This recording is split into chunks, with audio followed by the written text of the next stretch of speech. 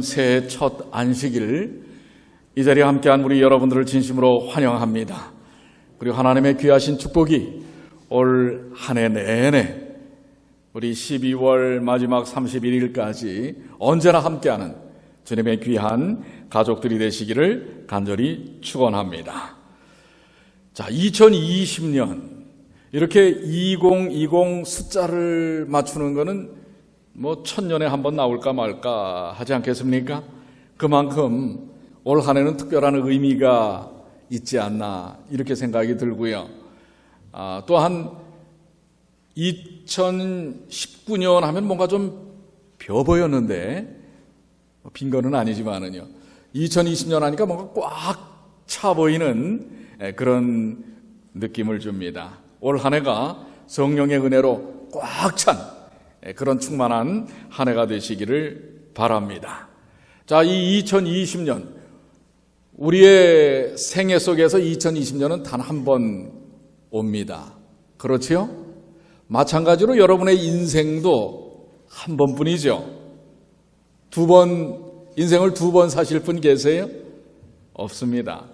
단 한 번뿐인 인생, 남은 우리의 삶, 이 2020년에 뭔가 변화를 시작하는 그런 새해 첫 안식일이 되시기를 바랍니다. 인생의 역전을 꿈꾸는 많은 사람들이 있습니다. 삶이 완전히 뭔가 뒤바뀌는 그런 꿈을 꾸는 사람들은 많지만 꿈을 이루는 사람들은 그렇게 많지 않습니다. 오늘 올 한 해 여러분들이 그 꿈을 주님 안에서 이루시게 되기를 바랍니다. 작년 12월 4일 이후로 아주 정말 자고 나니까 스타가 된 친구가 있어요. 바로 이 친구입니다. 애띄어 보이죠? 예. 고등학교 3학년 아직 졸업식을 안 했어요. 김해, 저 경상남도 김해 외국어 고등학교 3학년 학생인데요. 작년 12월 4일 이후에 한국에서 가장 스타로 떠올랐습니다. 왠지 아세요? 수능, 대학 입시를 위한 수능 아마 450점인가 그런데 전 과목 만점을 맞은 학생이에요. 그런데 여러분들 전국에서 몇만 명이 받는지 모르겠어요. 수많은 수험생 중에 만점자가 15명입니다. 그 중에 한 명이에요. 15명 중에 한 명인데 더 이 학생이 유명세를 떨치는 이유는 고등학교 1학년 들어가자마자 배치고사 중간고사를 봤는데 그 전교생이 3학년 전교생이 그때 1학년 전교생이 127명이었어요. 근데 이 127명 중에 이 송영준 군이 126등을 했습니다. 그럼 뭐예요? 꼴찌에서 두 번째예요. 꼴찌에서 두 번째예요. 뭐 꼴찌라고 할 수 있습니다. 꼴찌였어요. 아니 그럼 여러분들 한국에서 요즘 이제 이 자사고, 외국어고, 특목고 이런 것들을 이제 없애버린다는 얘기들이 나오는데 사실 이런 학교들이 공부를 잘하는 학생들이 들어갑니다. 그러면 이 아이도 중학교 시절에 공부를 잘 했겠구나. 그래서 들어갔겠구나. 물론 좀 했어요. 그러나 그렇게 두각을 나타낼 만한 실력은 아니었는데 그럼 어떻게 상위 1%만 들어가는 외국어 고등학교에 들어갔는가? 이유가 있습니다. 그것은 가정 형편이 어려워서 홀어머니 밑에서 가정 형편이 어려운 학생들을 선발하는 사회적 배려라는 티오가 있어요. 그렇게 해서 들어간 거예요. 공부를 잘해서가 아니라 어려운 학생에게 격려하기 위해서 한두 명을 이렇게 선발하는 그 티오에 들어가서 시험을 딱 봤는데 몇이라고요? 뭐 꼴찌나 다름없어요. 꼴찌에서 2등이니까 꼴찌 1등이나 2등이나 도토리 기재기죠. 그런데 이 영준이가 이렇게 꼴찌에서 어떻게 전국에서 만점을 맞을 수 있는가? 그가 반평성고사에서 꼴찌에 가까운 성적을 받아서 정말로 열심히 했는데, 근데 그것이 열심히 해서 받은 게 126등이래요. 했는데 친구들을 따라갈 수가 없구나. 왜냐하면 다른 친구들은 이미 선행학습, 학원에서 과외로 미리 공부를 다 해갖고 오는 거예요. 그러니까 지금 중학교 3학년 때 이미 고등학교 3년치를 다 공부해갖고 온답니다. 그러니 이 친구는 학원 한번 다니질 못했어요. 형편이 어려우니까. 어머니는 식당에서 아르바이트 하시는 분이에요. 사실 학원 보내달라는 얘기를 못했습니다. 그런데 난 어떻게 해도 쟤네들을 따라갈 수가 없겠구나. 그러면서 이 친구가 인터뷰에서 하는 얘기가 뭐냐면, 이건 페어하지 않다. 시작점이 틀리다. 이거는 공평하지 않다. 그래서 어떻게 했는지 아세요? 그때부터 생각을 바꿨어요. 아니, 생각을 바꾸기 전에 포기하려고 그랬어요. 그저 이렇게 해서 괜히 밑에서 벌벌 기느니 공고로 가서 취업을 해가지고 그저 먹고 사는 일에 돈이나 벌어야 되겠다라고 하고 담임선생님을 찾아가서 이 공업고등학교로 전학을 가겠습니다라고 했더니 담임선생님께서 흔들리는 영준이를 잡아주셨어요.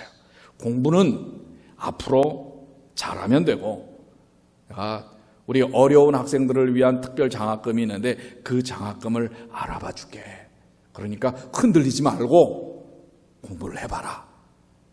그 1학년 때 담임선생님이 딱 잡아주셔서 마음을 바꿨어요. 내가 다른 친구들하고 똑같이 해서는 안 되니까 다른 친구보다는 먼저 일찍 일어나고 다른 친구보다는 더 늦게 자면, 이 전체가 다 127명이 기숙사 생활을 합니다. 이 학교는. 그래서 남보다 더 어떻게 해요? 생각을 바꾸고 열심히 노력을 한 결과 이럴 수가 있어요. 쭉쭉쭉쭉 성적이 올라가는 것입니다. 그러더니 1학년 거의 마지막에는 상위권에 진입을 합니다. 그리고 이 친구가 하는 얘기가 고등학교 3학년을 이를 악물고 보냈습니다. 이 아이의 좌우명이 뭔지 아십니까? 좌우명? 자기의 삶을 이렇게 일깨워주는 좌우명이 No pain, no gain. 고통 없이 얻는 것도 없다. 여기 이 외국고등학교의 교장 선생님은 인터뷰에서 이런 얘기를 했어요. 강무석 선생님인데요. 수능 만점을 받았다고 생각하면 우리 영준이가 보통 머리가 좋을 거라 생각하는데, 영준이는 공부를 너무 열심히 해. 3학년 때 너무 앉아갖고 책상에서 이 공부만 해가지고 어깨가 아파 병원에 다닐 정도로 노력하였습니다. 제가 옆에서 지켜보면서 하늘은 스스로 돕는 자를 돕는다는 말이 정말이구나, 정말 그렇다는 생각이 들었습니다 라고 하는 것입니다. 자, 한 번뿐인 인생, 여러분과 저의 삶도 지난 삶이 성적표로 매긴다면은 몇 점일지 모르겠어요. 여러분들 스스로 한번 점수를 매겨 보십시오. 그런데 오늘 이 송영준 군의 경험뿐만 아니라 성경에서 우리가 인생의 꼴찌에서 만점짜리 인생이 아니라 영적인 삶에 있어서 영적인 꼴찌에서 영적 만점을 맞는 비결을 오늘 이 아침에 하나님의 말씀을 통해서 우리가 얻게 되기를 바랍니다. 그래서 올해는 우리 신앙의 꼴찌에서 신앙의 만점으로 변화되는 비결이 오늘 여러분들 로마서 12장 본문의 말씀에 나옵니다. 너희는 이 세대를 본받지 말고, 다 같이 한번 읽을까요? 시작! 너희는 이 세대를 본받지 말고 오직 마음을 새롭게 함으로 변화를 받아 하나님의 선하시고 기뻐하시고 온전하신 뜻이 무엇인지 분별하도록 하라. 자, 여러분들 꼴찌에서 만점을 받으려면 신앙도 마찬가지입니다. 어떻게 해야 됩니까? 분명히 하나님께서는 말씀하십니다. 무엇을 새롭게 하라고 그랬어요? 마음을 새롭게 해야 합니다. 마음을 고쳐 먹어야 돼요.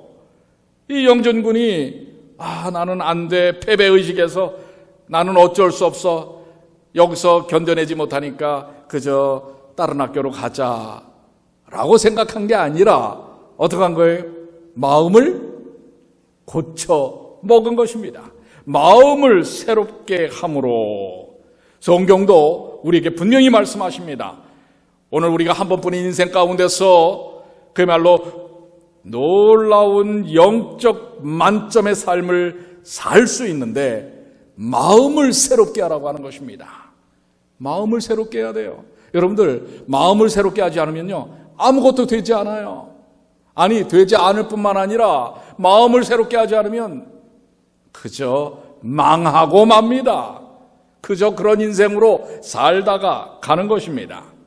그러면서 마음을 새롭게 할 때 뒤따르는 것들이 무엇인가?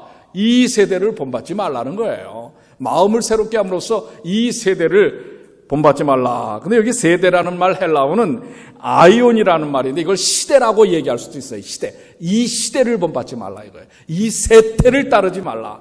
이 세상 사람들이 사는 세상적 그 형태들을 따라가지 말라고 하는 것입니다. 그것은 그리스도인이 육체를 따라 살던 삶에서 벗어나라. 마음을 새롭게 하지 않으면 그런 것에서부터 벗어날 수가 없는 것입니다. 여러분들의 삶의 중심이 무엇입니까? 세상 사람들의 삶의 중심점이 뭐예요? 아니라고 얘기할 수 없어요. 다 돈입니다. 돈을 따라가고 있어요. 아니면은 즐거움, 행복이라고 얘기합니다. 또 자기 만족, 자기 중심, 어떤 면에서는 인생에 필요한 것들이긴 하지만 이것이 우리의 삶의 중심점이 되어서는 안 된다고 하는 것입니다. 아니면 그도저도 아닌 그저 구태에 의연한 작년에 살았던 대로 그저 올해도 새해 연초에는 좀 마음을 좀 다잡았다가 이내 그냥 뭐예요? 얼마 남지 않은 인생 뭐 이렇게 고통스럽게 살아. 그저 그냥 될 대로 살다가 가면 되지. 근데 여러분, 그렇게 살면 어떤 것도 이룰 수 없습니다. 이걸 우리는 패러다임이라고 하잖아요. 고정관념이에요. 우리가 그동안 너무 이런 것이 습성화가 됐어요. 습관화가 됐어요. 그래서 새해 신년의 이 맛도 2, 3일이면 끝나버려요. 처음에는 그래, 이번에는 며칠 전에 저희 딸아이가 아빠, 내가 이번엔 다이어리를 플래너를 살 거니까 아빠 아마존 계정 있지? 지 계정으로 만들어서 살지 왜 또 제 계정으로 해달라고 그래. 그래. 근데 또 플래너를 산다는데 그래서 자기 인생 계획을 다시 쫙 조밀하게 짜서 적어간다는데 그거 뭐 몇십 불짜리 못 사줄 아빠면 되겠어요? 그래, 살아. 근데 속으로는 그래요. 그래, 며칠이나 적나 보자.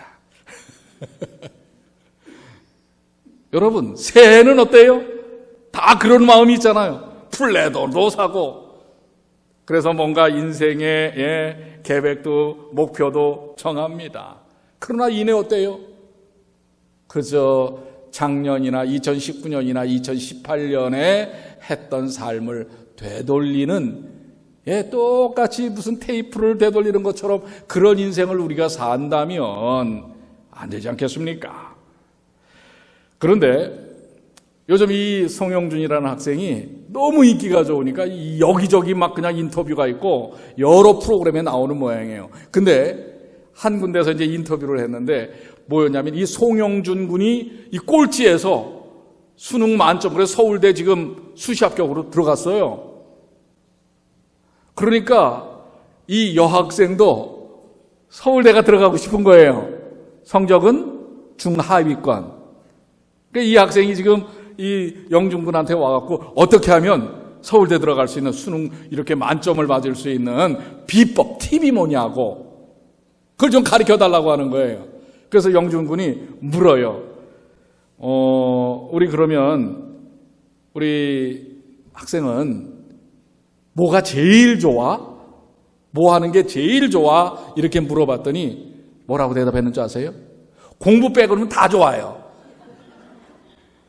공부 빼고는 다 좋대. 그 보니까 진짜 공부 빼고는, 그래서 이 친구가 다 올해는 나도 이렇게 공부를 열심히 해서 2학년이 돼서 이제 고등학교 2학년이 되는 거예요. 이번에 해야지 하는데 한 5분 하고 나더니 수학책을 이건 좀 복잡하다. 그러니까 좀 처음부터 괜히 머리에 스트레스 받으면 안 되니까 하고 딱 높여놓더니 국어책을 딱 갖다 놔요. 국어책 한 5분 보더니 아니야, 영어. 그러다가 좀 머리 좀 식혀야지 하고서는 셀폰을 탁 틀더니 아주 신나는 음악을 듣는 거예요. 그랬더니 엄마가 문을 빵꾸미 열어요. 너 뭐하니? 나 공부하다가 좀 잠시 지금 쉬는 거야. 근데 그 이후로 계속 쉬더라고요. 그 이후로 계속 쉬어. 되겠습니까? 그래서 뭐라고 영준군이 팁을 주냐면 목표를 세우라. 현실 가능한 목표를, 아주 디테일한 목표를 세우라고 하는 것입니다. 그래서 한 달의 목표, 이 영준이는 주간 목표, 한 달의 목표, 1년의 목표, 이렇게 아주 구체적인 목표를 설정을 하고 그걸 위해서 아까 말한 대로 no pain, no gain 열심히, 처음에는 참 힘들었다고 그래요. 그렇지만은 나중에는 공부하는 것이 그것을 통한 성취감을 얻으니까 그 이후에는 그것이 더욱더 행복함을 경험하게 됐다고 하는 것입니다. 여러분, 마음을 새롭게 해야 됩니다. 우리의 마음을 고쳐 먹어야 돼요. 예전에 살던 패턴으로 그대로 젖어 있으면 우린 변화가 되지 않습니다.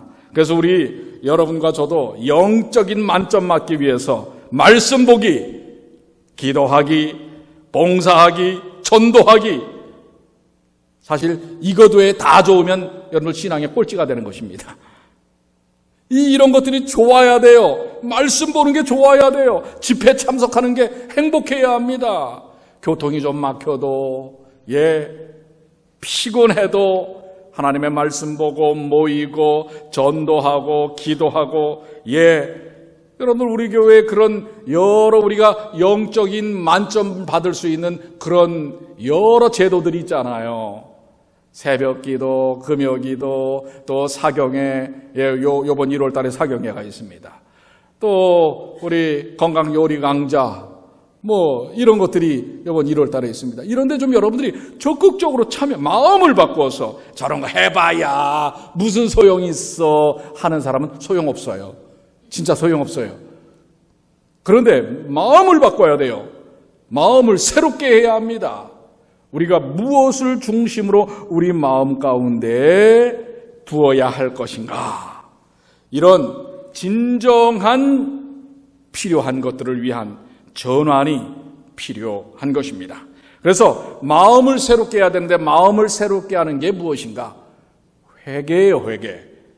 회심입니다. 우리의 마음을 돌리는 것입니다. 육체적인 것을 쫓아가려 했던 그 모든 삶의 중심점이 예수님 중심, 하나님 중심, 말씀 중심, 영적 중심인 삶으로 전환되는 게 바로 새롭게 함이라고 하는 것입니다. 에스겔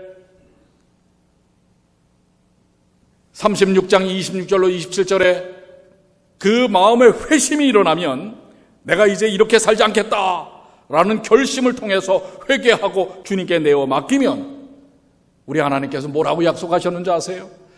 또 새 영을 너희 속에 두고 새 마음을 너희에게 주되 너희 육신에서 굳은 마음을 제하고 부드러운 마음을 줄 것이며 또 내 신을 너희 속에 두어 너희로 내 율례를 행하게 하리니 너희가 내 규례를 지켜 행할지니라. 그러니까 여러분들 말씀을 따라 사는 것이 어떻게 되는가? 내가 결심을 합니다.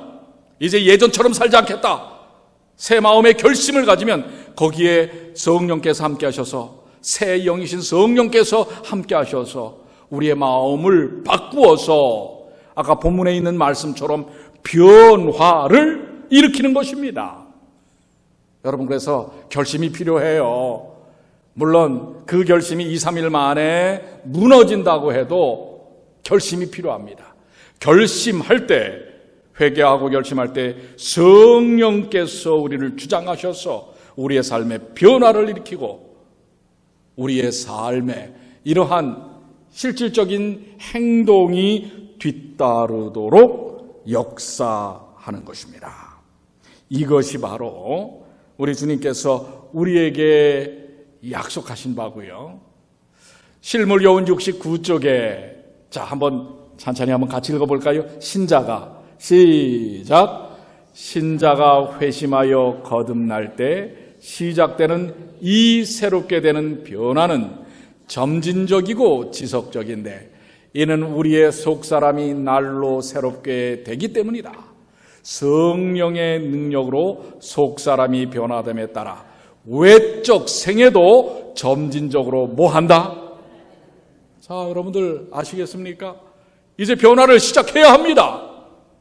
새로운 마음을 통해서 변화를 시도해야 합니다.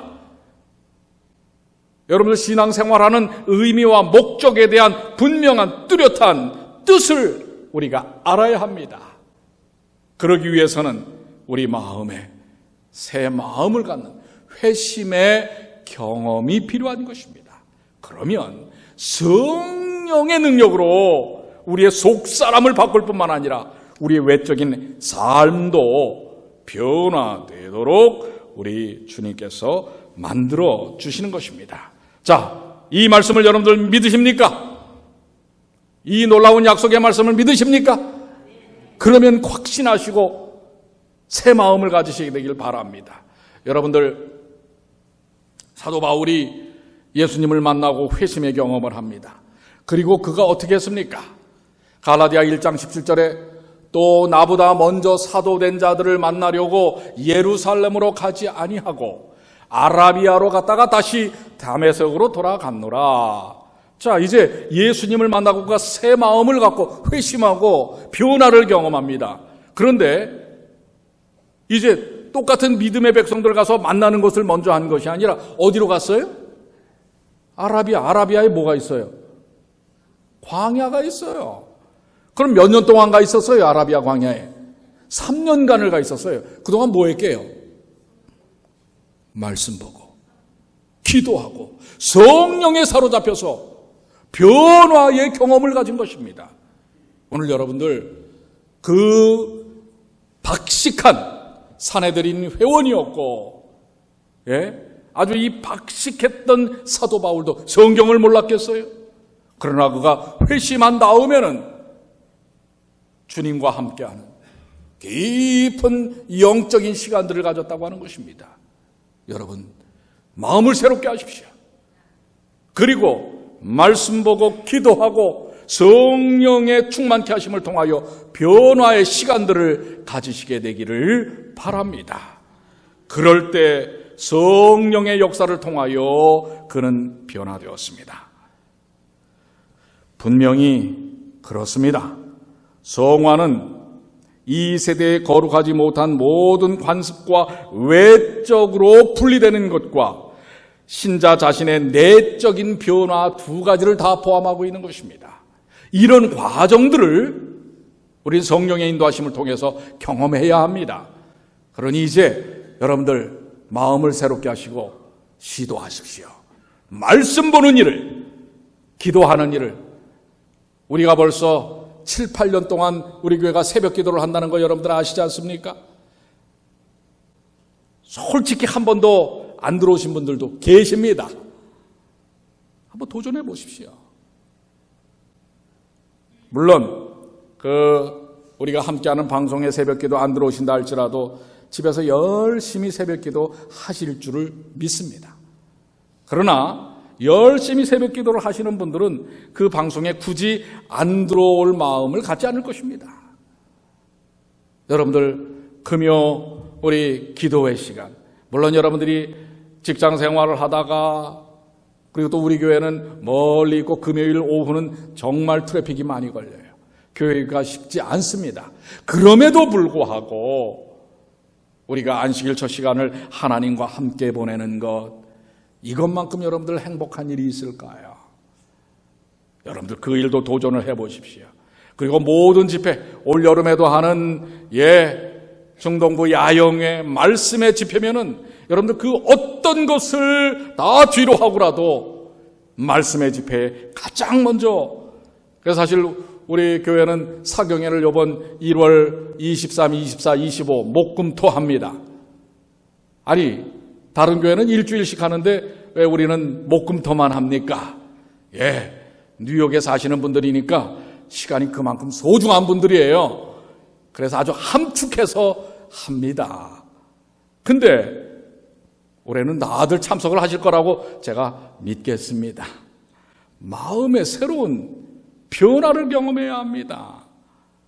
여러분들 말씀에 대한 열정을 갖지 아니하고서 변화를 경험하기 어렵습니다. 기도의 열정을 갖지 아니하고서 우리가 신앙 영적 만점을 맞기 쉽지 않습니다. 이제 이 아침 새로운 마음의 결심을 하시고 변화를 경험하시게 되기를 바랍니다.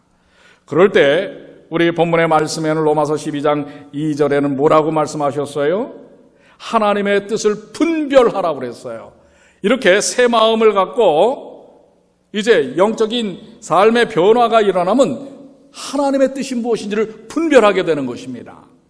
아니 이 말씀을 알고 그랬는지는 모르지만은 이 아까 처음에 얘기했던 이 송영준 군이 이제 성적이 막 올라가니까 교장 선생님과 학교에서 기대를 했어요. 그리고 이미 수능 보기 전에 서울대 수시로 합격을 했어요. 그래서 영준이에게 강무석 교장 선생님이 그래 열심히 하고 있지? 그랬더니 이 영준이가 뭐라고 얘기했는지 아세요? 수능 보기 전에, 수능 한 달 전에 선생님 제가 수능 만점 맞을게요. 벌써 한 달 전에. 그리고 수능 일주일 전에는 그냥 하는 말인 줄 알았는데 수능 일주일 전에는 교장 선생님한테 뭐라고 얘기하는 줄 아세요? 교장쌤 저 수능 만점 맞으면 현수막 걸어주세요. 근데 진짜 현수막 걸어줬더라고요. 뭘까요? 삶의 변화를 경험한 사람은요, 확신을 갖는 거예요. 자신의 행동에 대한 확신을 갖게 되는 것입니다. 여러분들, 영적인 변화를 가진 사람들은요, 하나님의 뜻에 대한 분별력을 갖게 된다고 하는 사실이에요. 하나님께서 보여주시는 뜻이 무엇인지, 그저 어제나 오늘이나 그렇게 사는 인생이 아니라 우리에게 분명하게 하나님께서 원하시는 바가 무엇이고 하나님께서 이루시는 바가 무엇인지를 가르쳐 주는 것입니다. 여러분들, 우리 사랑하는 2020년에 우리에게 단 한 번뿐인 인생, 또 2020년은 단 한 번뿐이에요. 우리 모두에게 하나님은 영적 만점을 허락하고 계십니다. 이미 그리스도 안에서 누구나 주님 안에서 주님을 바라보고 살 때에 그것을 약속해 주셨습니다. 그 하나님의 뜻을 여러분들이 분별하시게 되기를 바랍니다. 꼴찌에서 1등으로, 꼴찌에서 만점으로. 우리는 예수 십자가의 은혜로 이미 만점을 받은 사람들이에요. 근데 만점 받는 삶을 살아야 합니다. 이제 그 삶을 사시게 되기를 바랍니다. 저는 이제 말씀을 정리하면서 한 이야기를 좀 드리려고 해요. 어느 해 겨울에 눈이 정말 많이 온 럭키 산맥에 5명의 등산 대원들이 럭키 산맥을 넘다가 거만 눈보라가 너무 심해서 길을 잃어버렸습니다. 전화 통신도 터지지 않습니다. 날은 점점 추워지고 이제 이 위기를 어떻게 이겨내야 하는데, 그래서 주변에 있는 나뭇가지들을 주워다가 모았어요. 그런데 눈이 많이 와서 젖은 데다가 이 라이터는 있는데 불이 잘 붙지 않는 거예요. 그때에 한 등산대원이 주머니에서 뭘 꺼내요?